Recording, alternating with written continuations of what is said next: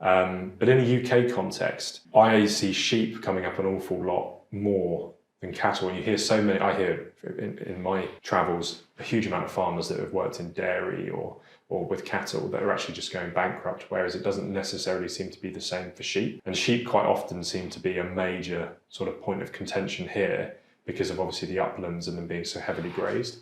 So what's your kind of view on that perhaps?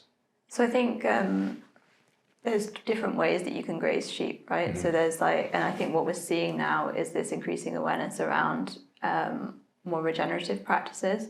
So regenerative agriculture kind of defies definition in a little bit, but that's this approach of doing things in a way that's more aligned with nature. So if we think about the way that large herbivores would have moved around historically, they wouldn't have stayed in one place all the time. You know, they would have been moved along by predators. We used to have wolves and so forth here. So it sort of approaches that mirror that a little bit more, so that you're like moving the animals on regularly. So they're just taking away the sort of excess in terms of the plant matter and allowing it to regenerate, rather than like taking stuff really like down to the earth. That's quite different than this kind of approach of just having sheep in a set area, for example. And I think there's a lot more kind of farmer-led approaches happening in terms of approaches like regenerative agriculture, agroecology, which is kind of a big overlap in the Venn diagram, I would say, and that kind of learning around how we do things.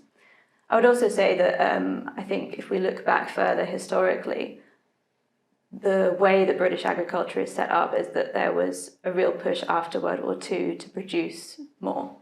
All the incentives, the way that the EU Common Agricultural Policy was designed was to incentivize production, to make sure that we had enough food to feed everyone, which was obviously important at the time. And the sort of unintended consequence of that is that it's been at the expense of the environment, at the expense of nature sometimes.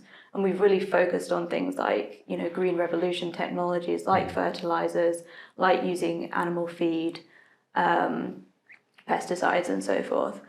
And I think now we're starting to see that we're seeing the consequences of that and the need to change. And it's also partly being driven by the fact that a lot of these inputs, so things like fertilizers, have become dramatically more expensive in the last few years. And that's causing people to have a real rethink, both in terms of the environment, but also in terms of the economic side of things.